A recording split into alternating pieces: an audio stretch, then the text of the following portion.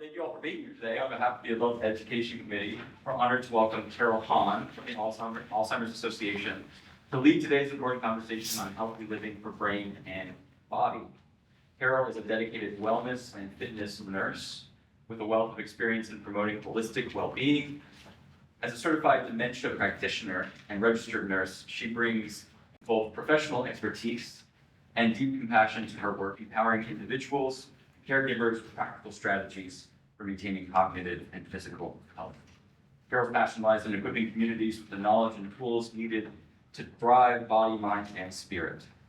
Today, she will guide us through key aspects of brain and body health, offering insights on nutrition, exercise, and mental well-being, all through the lens of faith and care. Please join me in warmly welcoming Carol Hahn.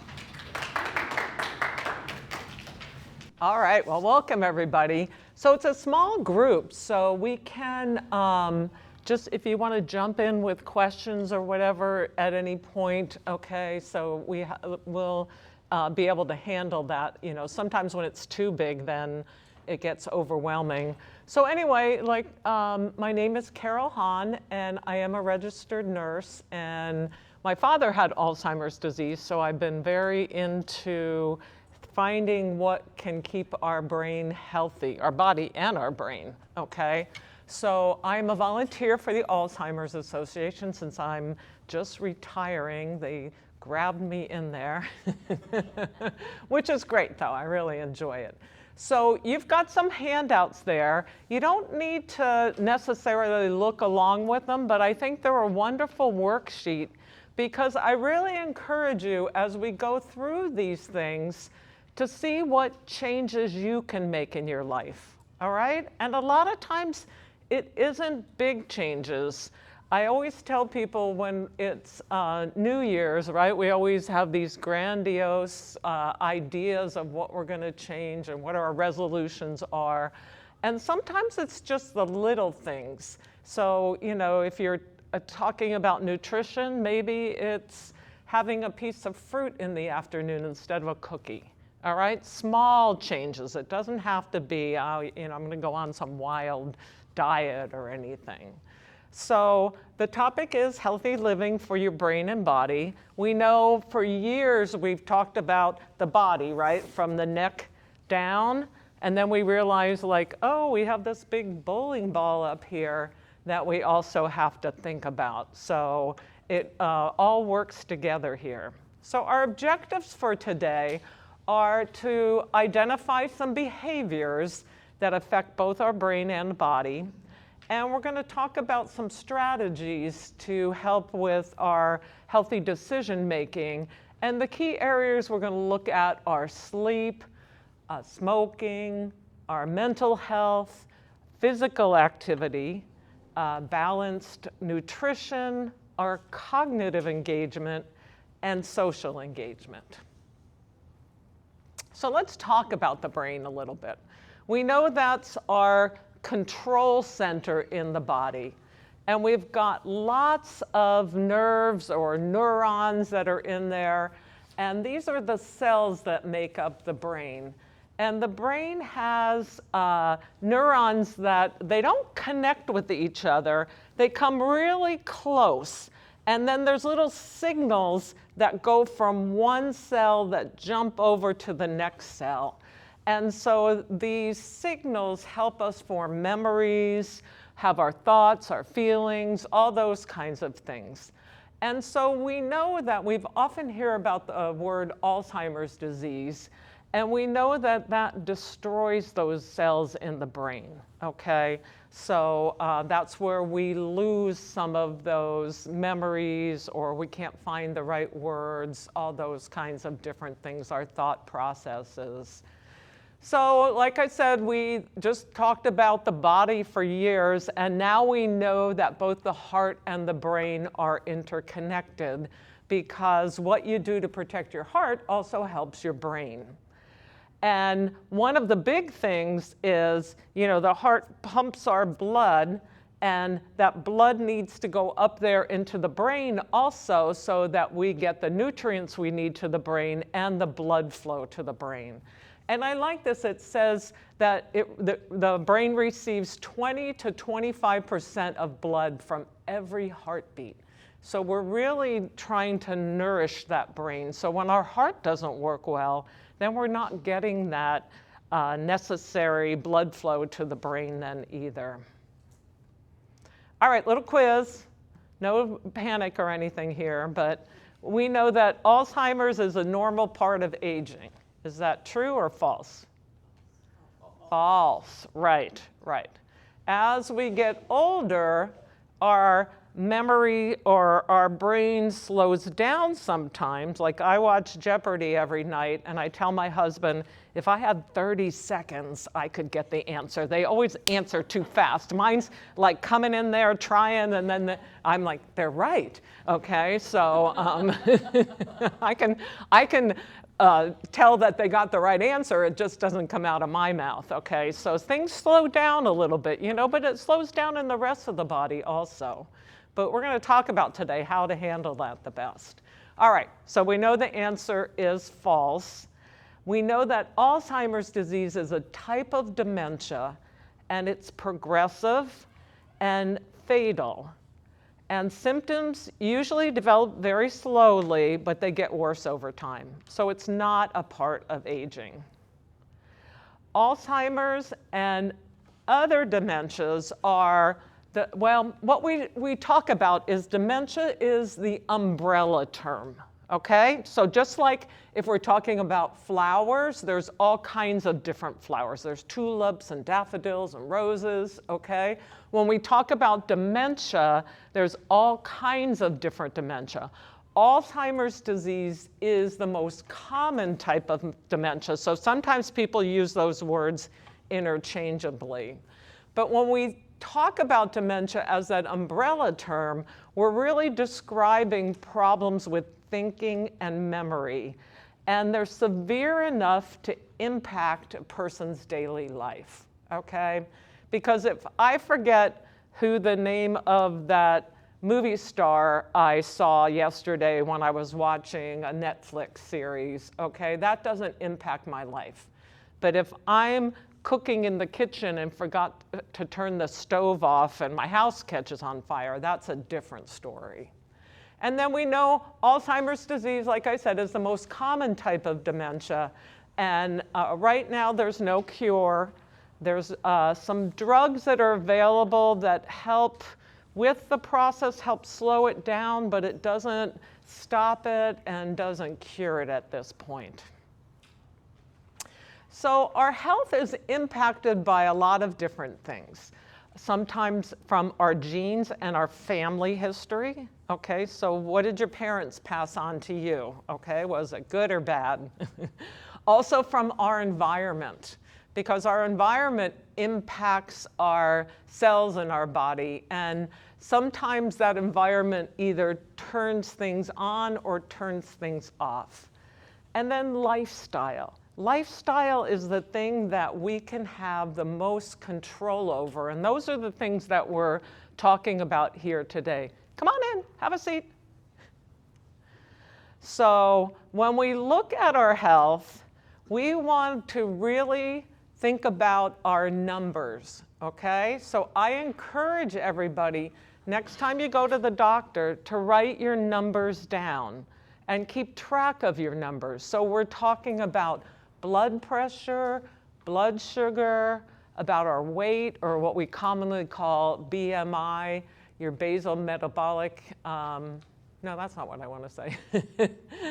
Now I can't remember it. See, now, body mass index, thank you, okay. See, I just had one of those little older person slowdowns there. And cholesterol. So we want to keep track of those numbers and see if they're getting better or worse, okay?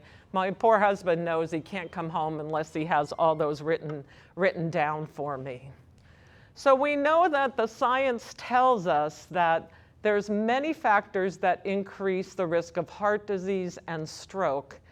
And these risk factors also can increase the risk of what we call cognitive decline and dementia. So those are things like hypertension, diabetes, and midlife obesity. So the hard part is a lot of times we really don't know we're having problems with some of these things unless we know what our numbers are. So that's why it's so important to keep track of those things. And we know that cholesterol is both good and bad, but the good cholesterol is something that is helpful for our heart. And that also then helps our brain, because the saying is what's good for the heart is good for the brain. Okay, another part of the quiz. It's never too early or too late to incorporate healthy habits. Okay, right. Never too early or never too late. That's true. All right, and we'll double check on the slide here to make sure. Yay! So like I said, you can benefit by adding some of these healthy behaviors that we're talking about, or decreasing some of them that might not be healthy. So we're talking about getting quality sleep, being smoke-free, taking care of mental health, get moving, eat healthy, challenge yourself, and stay connected. All right, so we're going to talk about sleep first, all right? Everybody lost an hour of sleep last night. Are you feeling it today? Okay, so sleep is essential for overall health and well-being. We know that sleep, I saw a picture one time, but they were saying that sleep helps us kind of clean out our brain. And they had a little picture of the guy sweeping out the brain. And it helps consolidate our thoughts and our things that we've learned during the day and put them into more storage there. All right, so the science tells us about sleep, that it impacts our overall health, and it helps maintain healthy blood pressure and blood sugar. And we know that when there's problems with sleep, that we have problems with memory and thinking, right? Can you remember times when you didn't sleep well, maybe for a while, and then it's hard to remember things or hard to clearly think about things? So if that goes on for a long time, that can even be more difficult. So we want to think about some of the ways we can get quality sleep. Anybody have any ideas? What are some of the environments that help you sleep? Quiet. Yeah, right. You want to be quiet, right? Hard to sleep when it's noisy. Cool environment, okay. Dark, okay, right? Maybe not too many animals on your bed that are jumping all around. My cats always start to play in the middle of the night. It's like, okay, you're getting out of here, okay. And then Be on a schedule. oh yeah, be on a schedule, right? Go to bed roughly the same time, wake up the same time. You know, your body likes schedules. And then think about what are some changes, and you don't have to tell us in the room right now, but what are some changes that you may do to get a better sleep? Okay, so think about how would, are you watching, the news, watching like scary, horrible things right before you go to bed, or even, that screen time. So unwinding, finding some things to do that are calming before bedtime, making sure you have a comfortable bed. They say also use your bed just for sleeping and sex, not for,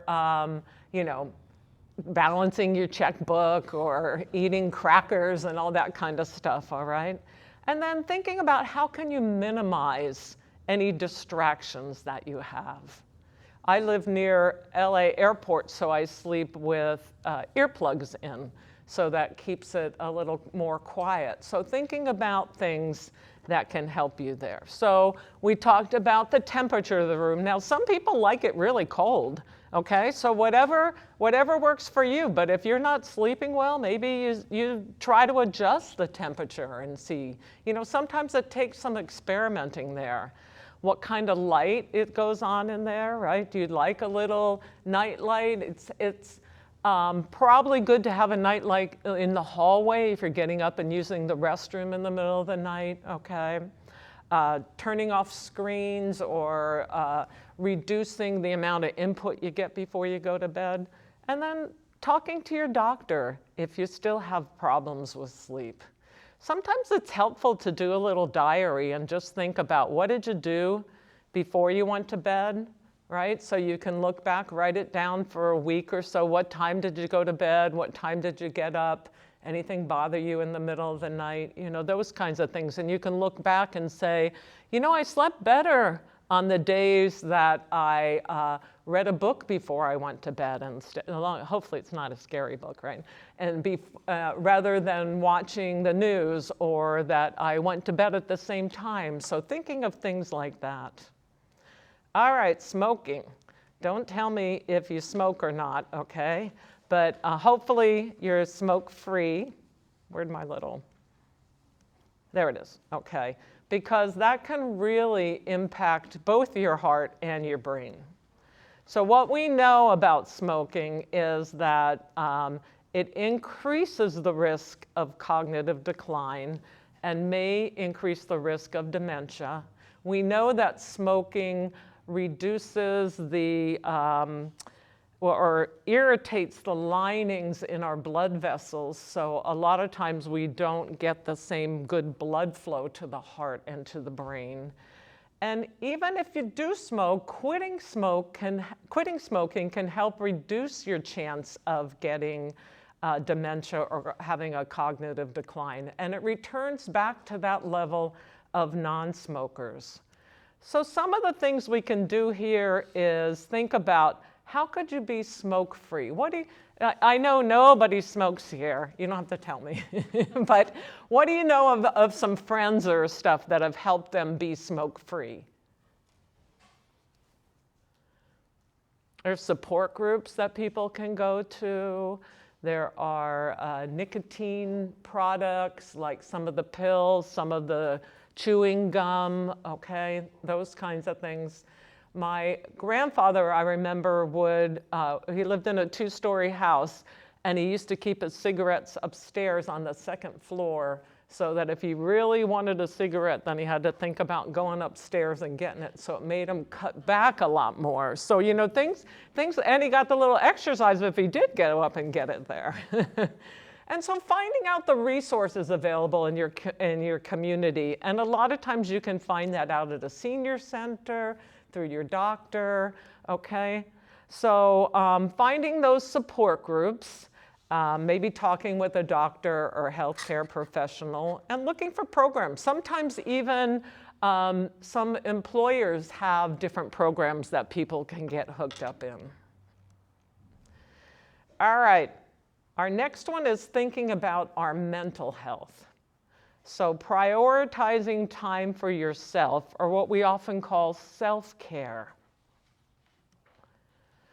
So taking care of yourself is, you know, paying attention to your stress level, any anxiety, depression, any other concerns that you have, you know, because those all can impact your brain. And a lot of the healthy habits really contribute to mental health. So, you know, we're talking about a lot of different habits here today. And it's not just like, well, I'm just going to work on my mental health, because working on some of the other habits do help your mental health also. So let's look at, what are some things that people enjoy doing? What do you enjoy? Ah, good, walking, thank you. What else? Sitting on the beach. Sitting on the beach. Nobody else enjoys anything? Coming to a class, right? You know, what's that? Reading, okay. Maybe dancing, right? Okay, shopping, right? You know, the retail therapy, going to the movies, right? Lots of different things. What's that? Conversation, yeah, great, good, okay. And then thinking about ways you can build a break into your day. A lot of times people get so busy during the day and don't think about doing something pleasant or doing something for themselves.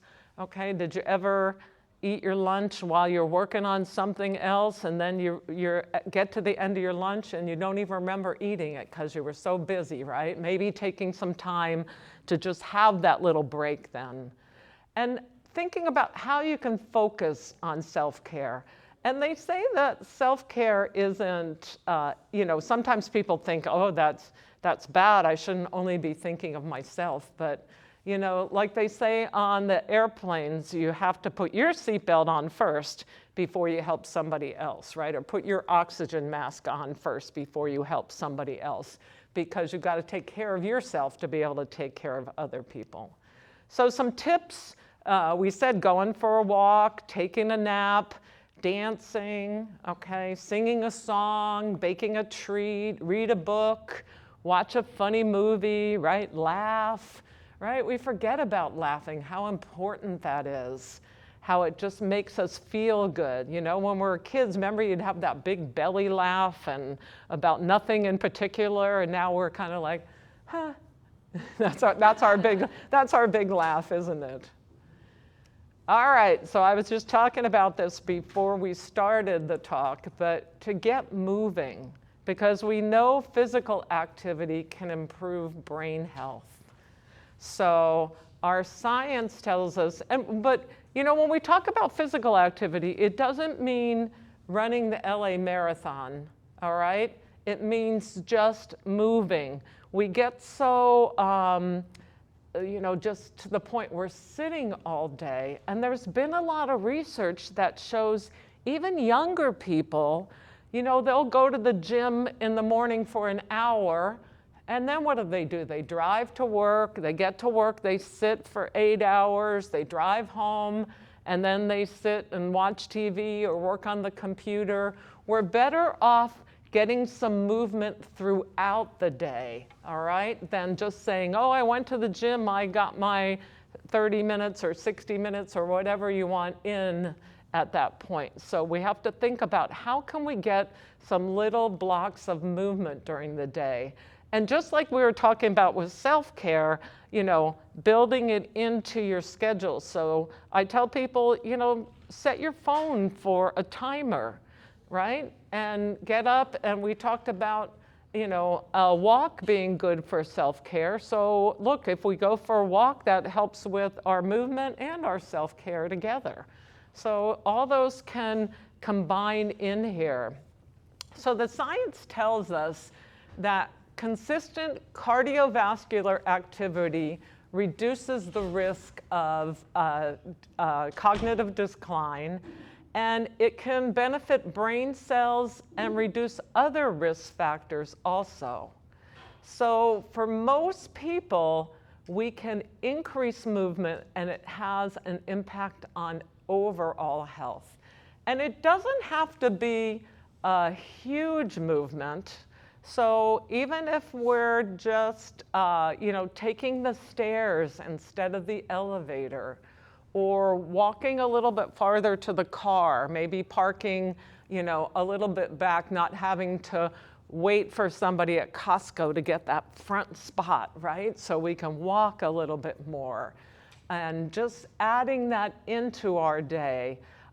When the commercials come on TV, get up and move around a little bit. Just don't go to the kitchen and get a bunch of snacks or anything. So what do you think is the best type of exercise to do? I think something you enjoy doing. Ah, she got the answer. Most people say walking, okay? It's something that you enjoy and that you're gonna do, okay? If I stand up here and tell you that, oh, you need to snow ski, that's the best exercise ever. Living here in Southern California, I don't think we're gonna do that real often, okay? Or not on a routine basis. So it's gotta be something that fits into your schedule and that you like doing. So that's where your little paper comes in. You can think about like, what might I wanna do, all right? Maybe you wanna try something different. Look into some of the park and recreation areas that, you may think like, I took a a country line dance class a couple of months ago. And it was really great because it made you move, and I think it was good for the brain too because it was something new. I really had to think. I was like exhausted when I went home, not just from the physical activity, but from remembering like what happens next. Okay? So, all right, think about what activities would you like to try? Anybody want to share any? Anybody think of anything that they've been maybe contemplating doing?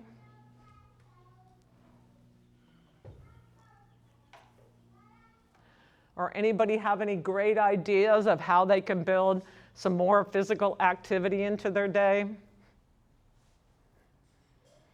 I think the real challenge is I've had some significant physical issues. Okay. To do quite a bit of exercise, not necessarily what I chose to do, Okay. but I had to really get my mind around the fact that the exercise, or whatever exercise people want to choose, I want to do it. I have to think I have to do it. I was at the point where I can't stand to do this, then we had to come back to I Oh. can stand it Uh-huh. until I can do it. Then I could see some improvement, and then I said, oh, I want to do it now. Okay. But they can still slip backwards, of course. It's easy to slip back, isn't it? Yeah, right. So, sometimes you have to give yourself a little reward, right, for doing the exercise. I know for me, a lot of times I don't want to do it, but I think about the way I feel afterward, okay, that I feel good. So I know that I like that feel good feeling, so it makes me want to do it, okay? So thinking about, just what some people tell me they want to be able to get on the floor and play with their grandkids, all right? So thinking about what's your goal, what is happening here? Uh-huh.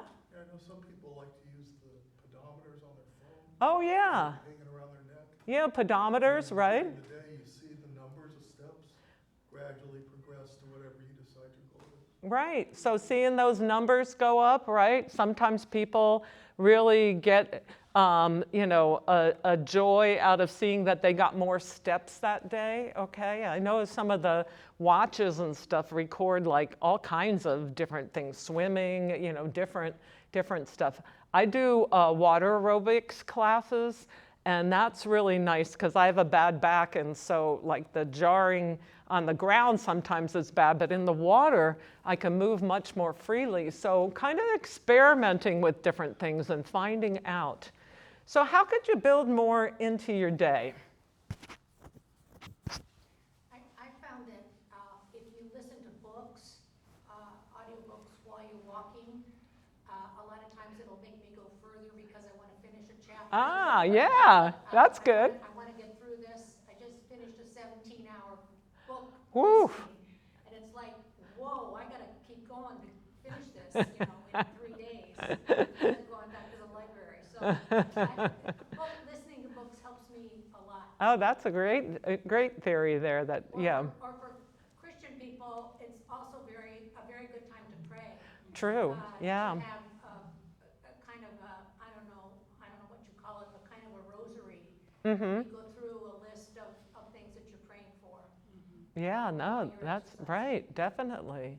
Yeah, there's even some people that do like a walking meditation, and so that clicks off a couple of things because we're going to talk about, again, just that whole mind involvement there.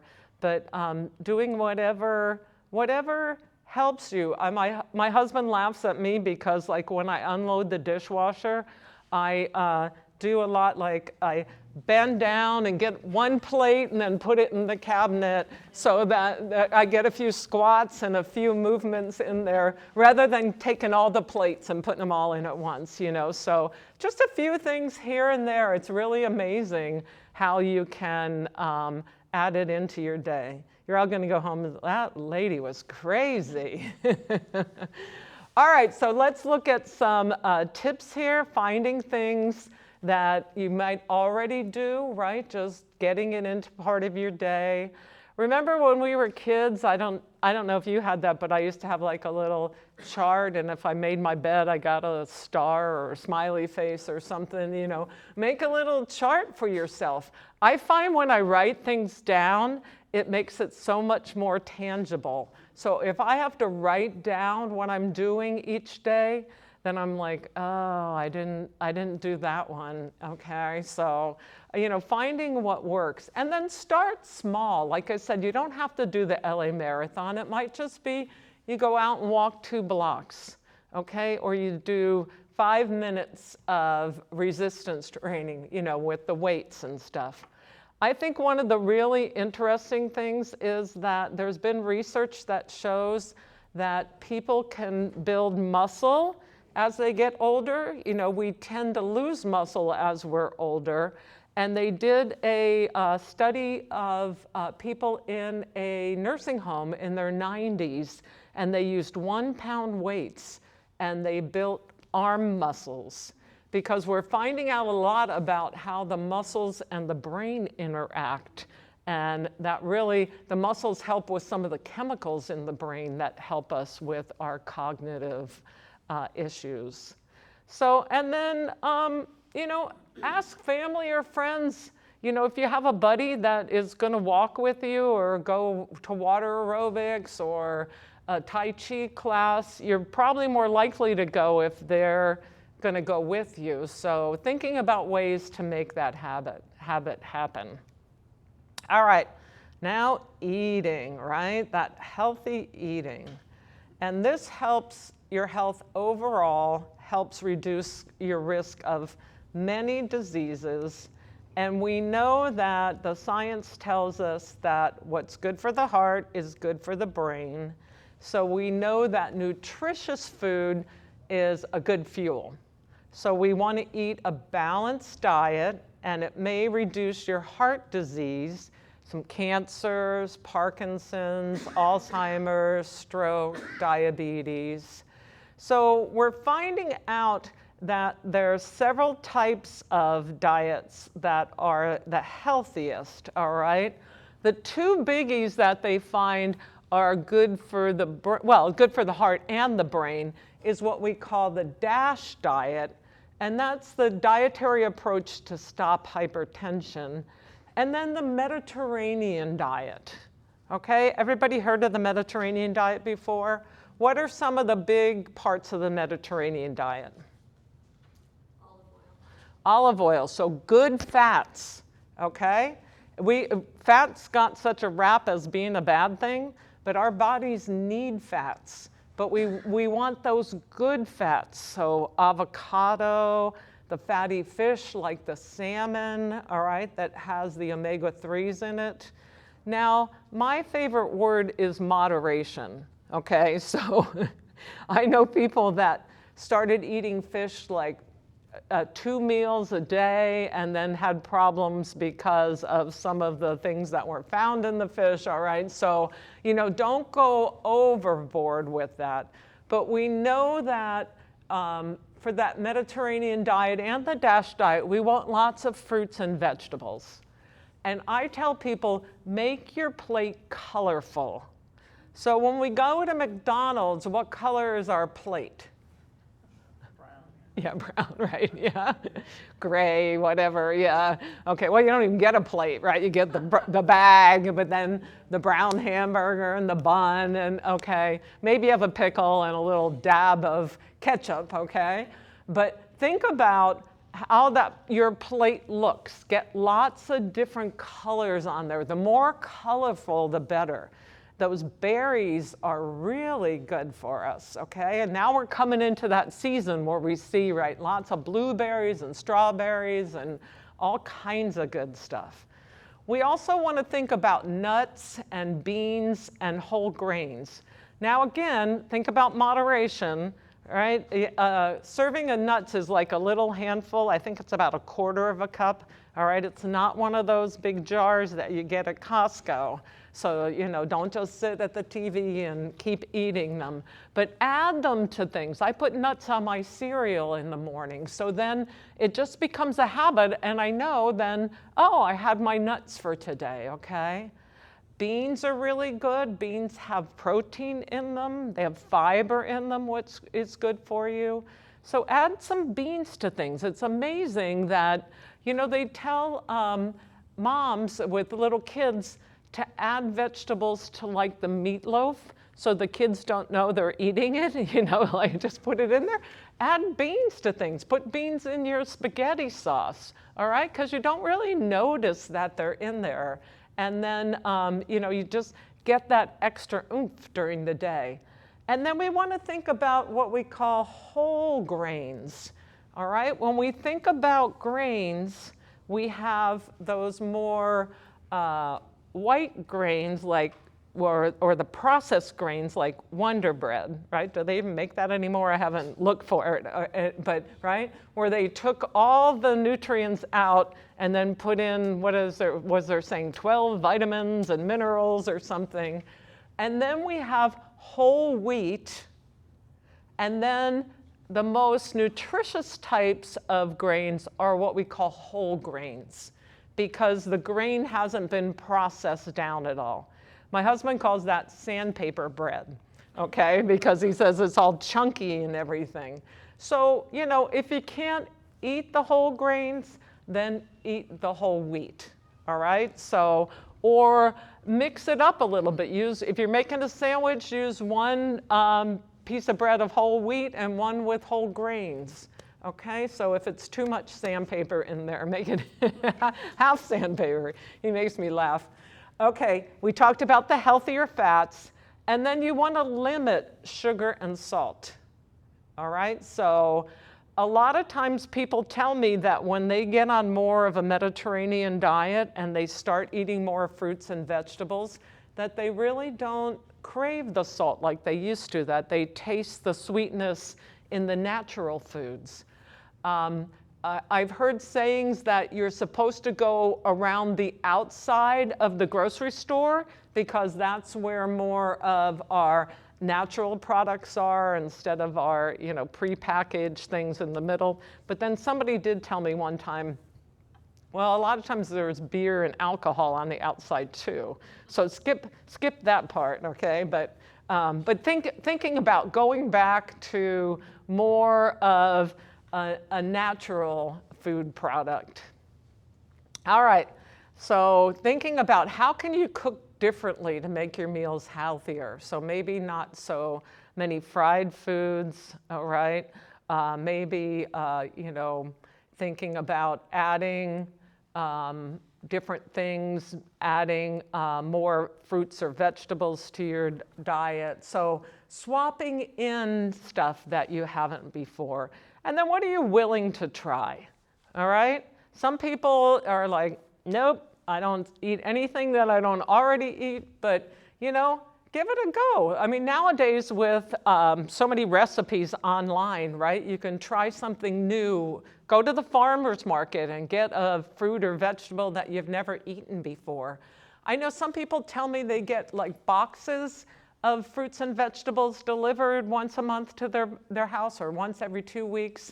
And so sometimes they get things in there that they wouldn't normally get in there, but they experiment with them. So, you know, whatever, you know, see if you can push yourself out of your comfort zone a little bit. All right, use olive oil instead of other oils, instead of butter, okay? We can put that on our toast or whatever. Use different spices so you're not using so much salt. We get in the habit with salt and we just pick up the shaker and start putting on the food sometimes before we've even tasted it. Has anybody tried Mrs. Dash's before? It's a salt substitute or spice in a little jar that you can sprinkle on things. And then build your meals around vegetables, beans, whole grains. And then think about if you're going to eat meats, do the leaner cuts, all right? Not the huge big steak, all right? Something that's a little smaller. You know, a serving of meat is about the size of the palm of your hand. I know I went out to dinner a couple nights ago and had a piece of chicken, which was like, I don't know how big that chicken was, but It was like 3 or 4 servings. So think about, take stuff home with you. You don't have to eat that all the time. And then a lot of people ask about vitamins and supplements. And so they're really not recommended to reduce the risk of cognitive health and dementia. We here in the United States basically get a good enough variety of foods that we don't need to take those vitamins along with us. But that's something to talk to your doctor, because sometimes as we get older, we do lack certain minerals or vitamins, okay? And they can figure that out with blood tests and stuff and then tell you what you need to take. But, and all those, I won't say any names, but you've probably seen them on TV that are supposed to improve your brain health, right? You're just wasting your money. There's nothing yet that's shown to help that. Now, like I said, if you're deficient in something, that's different, but then your doctor can tell you what to take about that. But, look at the whole industry. People buy so many different things to add on and stuff. All right, another little quiz here. Challenging your brain may help lower your risk of cognitive decline. What do you think? True. Yeah, right. Good. Okay. It really helps. Sometimes people talk about our brain really isn't a muscle, but it's like a muscle because when we use it, it helps build new cells in there. When I was in nursing school, we learned that we had all the brain cells we were going to have by the time we were in our early 20s, and then after that it was all downhill, so I'd be like, oh, there goes a couple more brain cells. But now we know that we can build new brain cells, but we have to challenge ourselves, all right? So we have to do new things.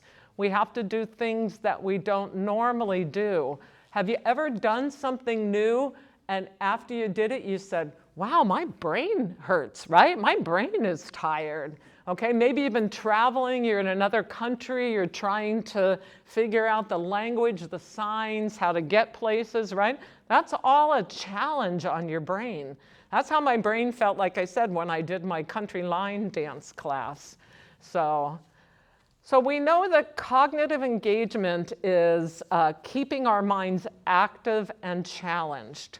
So we want to learn new skills or do a challenging task and to engage in ongoing learning. Remember when we were kids, if you wanted, let's say, to learn how to play basketball, you would go to the park and you would just shoot hoops over and over again, right? So you're challenging yourself. Now as we get older, we try something and then we do it once or twice and we say, oh, I'm no good at that, right? We just give up right away. This is the time where you want to push yourself through things. So my mom used to get so mad at me because she did the crossword puzzle every morning and she was really good at it. And I said, but Mom, your brain is getting used to doing crossword puzzles. So now you have to push yourself and do something else. So do Sudoku or Wordle or something, right? So, jazz it up a little bit here. It's not always the same thing. All right, so the science tells us that keeping our minds active help us form new connections and new cells in the brain. It also helps with the blood flow to the brain. So we want those mentally stimulating activities. It could be formal education, okay? It could be, here, let me go to the next slide. You guys can tell me. What do you do? Anybody have any new hobbies or skills or think about one that you might do after you're talking here? Go ahead. This is slightly different than a hobby though, but it's trying to incorporate new things into my daily life, like using my left hand to brush my teeth. Ah, yeah. Or taking a different route rather than just the same path you always take. Great. Can sometimes be less daunting than like, okay, I'm going to take up the cello. Something like that. Right. Push yourself. When you eat lunch today, eat with your non-dominant hand. See how hard that is, right? Because your brain has made these pathways to do those things we always do. If I'm going to walk over here, my brain doesn't have to say, okay, put your right foot forward, then swing your left foot forward, right? I can do that without thinking because of that pathway. When I do something different, I'm forcing the brain to have to pay attention and to try to make new pathways, okay?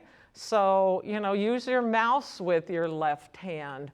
Watch a movie or something on PBS that you wouldn't normally watch, right? We get in such habits sometimes. Go to a museum and look at an exhibit that you don't necessarily think you would enjoy. That sounds horrible when I say it, doesn't it? Go not have fun, but I mean, don't make it so miserable. But, like when I'm out somewhere, I think about, oh, let me go over here and look at this then, because I might not normally do that, but it makes you think, right? It makes you do some different things. So anybody come up with anything? Any fun, challenging things that you can think of? Go ahead. I kind of joke to my friends, I'm a part-time SAT tutor, and I say that doing high school math definitely helps my brain. Ah, yeah, high school math, yeah, definitely. Yeah, playing an instrument, okay, reading music, all right, doing, learning a new language, right? You may not have to be fluent in it, but just maybe even a new word a day, right? It could be in the English language, but again, thinking about all those kinds of things.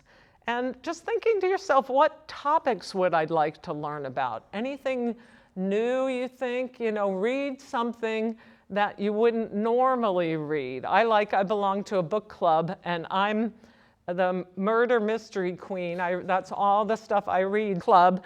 We're reading books that I wouldn't normally pick out to read. So I like that because it makes me have to read the book for it. And I'm amazed at how many of them I enjoy then. So, take a college class. I know at UCLA, if you're over, I don't remember, it's 60, 65, you can take certain classes there for like $100 a class. It's relatively cheap. And it could be something fun, something different, okay? Maybe a new cooking technique, a new language, like we said. Do something, start sewing or build a piece of furniture or learn how to play a new game, all right? All those kinds of things. So really challenge yourself. And then you want to stay connected. So this is where we really want to have that social connection. And we saw during COVID how dangerous that was for people, not being around others, okay? Led to a lot of depression. We know that depression is not good for our brains. So really thinking about how can you have that connection with others. You all come to church here, which is a wonderful connection, right? You're seeing other people, you're worshiping. So the science tells us that this helps with our brain health, okay? And we know that it's associated with living longer with fewer disabilities. And most people that are well connected also make healthier choices. So, thinking about like, if you have friends, like I said, maybe that'll help you be more physically active. Maybe you'll go out to eat more, okay? Just think about what's on the menu. I don't like now on the menus when they have all the calories and everything. I'm like, whoa, wait a minute. Maybe I'm not getting that after all, okay? So, but thinking about how can you get connected with other people, right? Maybe you join a club, maybe you go to, see, we can combine a lot of these different healthier lifestyles together. Maybe you go to a class that's physical, so you're combining the social part with the physical activity, okay? or you're going to a cooking class. Again, thinking about how we can get these to go together then. So what do people do to stay connected? What do you do? As a church, we do like small groups. Okay. Great, small groups, right? Maybe you check on other people, call your neighbor, make sure they're okay, right? When we say connection, it doesn't just have to be, person to person. During COVID, we had Zoom and all the different online things, back to the old-fashioned telephone. I know a lot of people now tell me, the cell phones and stuff are great because they can connect face-to-face, like with their grandkids or whoever, right? Start a little group, join a support group, or join a group that, like a book club, okay? Mine is in person, but I know there's a lot of online ones, so then you're reading, you're meeting new people, all right? And then thinking about how can you get involved in your community. So you're involved, we think about community, it's the community we live in, it's the community outside that, right? You're in the community here with your church. What else? Any other community involvements you can think about? Well, I'm involved with my neighborhood council. Neighborhood council, right? Excellent, good. So you know what's going on in the neighborhood, you're meeting people that live in that area. All right, okay. Anybody else? Anybody do any volunteer work?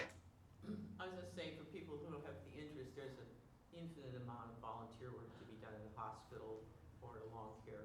Okay, long-term care, yeah, okay. So volunteer work, right? There's, a lot to give back if you have the time and anything. And then just thinking, look around. Sometimes people don't think about what's out there, but a lot of the little newspapers and advertisements we get, or even online things, tell about some clubs or groups that are around in the area that you might want to join, okay? Just even if you're giving back to them, maybe you're volunteering for that club. I just joined, I'm on the board of, everybody has to come to El Segundo now. I'm on the board of the El Segundo blue butterfly. So it's a little butterfly that was going extinct because everybody built in the sand dunes, and the butterfly was losing its habitat. So I've learned so much about blue butterflies. So, it's amazing. So some volunteer work that I'm doing, but also I'm stimulating my brain by doing some other things. And so they come out in the summertime. So I'll let you know, come down to El Segundo and see them. So we talked about volunteering. We talked about phone calls, okay, or video chats. Some groups do, I know in my town we do this, there's a group that calls some of the older people in town just like daily to make sure everybody's okay. I have a group of friends that a lot of the women are single, they've lost their spouses, so we text every morning just to make sure everybody's okay, just touch base and say good morning and those kinds of things. So, go visit friends and family, go participate in events, see what you can get involved with. So we know that you can live healthy, both for your brain and your body. So what we talked about quality sleep, being smoke-free. And when we say smoke-free, that includes secondhand smoke too, all right? So thinking about, are you around other people that smoke? You might want to, think about how can you avoid that. Taking care of your mental health, get moving, eating healthy, challenging yourself, and staying connected. So the Alzheimer's Association can help. If anybody has any questions, they have an 800 number, and that's throughout the night, around the clock. So you can always call them and get some feedback or information from them. You can go to their website, alz.org, and find online resources. And you can also they have the Alzheimer's Association and AARP. I don't know if anybody uses their websites. They have a lot of good information that you can do, a lot of good classes too, so that they have some physical activity classes, and they have lots of good brain stimulation stuff there too. All right, end of the class. Who has the first question? Go ahead. Oh, I'm right behind you, then I'll get to you. That was a wonderful review of the things that we can do to enhance our, and keep us away from dementia problems, and even those that don't have Alzheimer's but are getting old. Are the recommendations by the Alzheimer's Association to medical practices or institutes that are giving the newest drugs that supposedly inhibit amyloid B progression?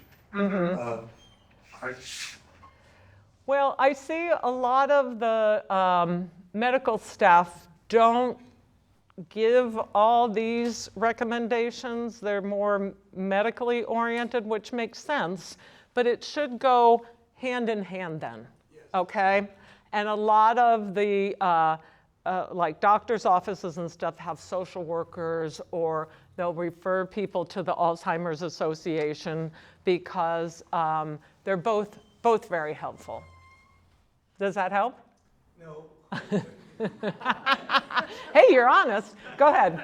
I want to know. Are there people at UCLA that have studies that are looking at the different drugs that are autoantibodies against amyloid B progression? Oh, there are, right. Yes. And there's been But does the Alzheimer's Association have a list of those kinds of investigations? They probably do. It's probably on their website. Okay, I would take a look there. And I am in some clinical studies at UCLA because they need healthy people too, okay? So I've been in some of the studies there, and I know that they have research, but I don't know where to tell you to find that, but you might want to look at FDA also, right, yeah, because there's been a lot of recent studies out about that. And we know that that's one of the causes of, or they think one of the main causes of Alzheimer's disease is that there's this little gunk that gets in the brain, okay, to use the professional technical word, and it gets between the cells, and then it makes the connection to the cells die off, and then that causes problems. So they're looking at some medication now that removes some of that gunk from the brain, and hopefully will help. Right now, you know, it's still in the early stages of that, but they're positive so far. Question? Comment? I was just going to suggest, would the helpline be You might, source for yeah. people to call, and maybe they have a list of? They may have, if you call the Alzheimer's Association. I know the UCLA has the Mary Easton, oh, it's a whole big long word, but Alzheimer's disease and prevention something. So you might start there. Just look up Mary Easton Center at UCLA, okay? Because they're doing a lot of the research there. Good question. Go ahead. So, how do you count household chores as activity, as physical activity, like doing dishes? Back to your doing the dishes, because I'm a single parent since my husband passed away, and my teenage daughter doesn't want to do any help around the house. So I'm doing all the dishes, and doing all the cooking, and doing all of the laundry, everything like that. So how does that count toward physical activity? Does it really? It does count, right? Because think about, you're lifting up that laundry basket, right? You're walking to the washing machine, putting things in, right? You're moving, you're sweeping or vacuuming. That's all body movement. So that's not like a high level of activity, but it is activity. So it definitely does count. 15 minutes worth or something. You're looking at times, right? I know. Well, you know, they're saying that now it doesn't really matter about the time. They want you to get, the recommendations are 30 minutes at least 5 days a week, okay? So, you know, throughout the day, thinking about how much you're moving, right? How can you move more? How can you, you know, get out? I know there are, I'm also a personal trainer, and there are all these conversions you can do, but it's way beyond what we can get here now. But it is, you know, most chores take a good 15, 20 minutes a day, right, from everything that you're doing. Grocery shopping, you're pushing the cart, you're lifting the bags of groceries, you're bringing them in the house, you're putting them up on the shelves. I mean, think about how we're moving during the day, because our bodies were meant to move. We weren't meant to just sit, okay? So even when you're watching TV, you know, think about, you know, your legs down like this and straighten it out and bring it down, okay? I brush my teeth in the morning, I go up on my toes and down, okay? So you're always making some movement. That helps also with the blood flow through your body. What other questions? No? All right, well, thanks for coming. You're welcome. Sure.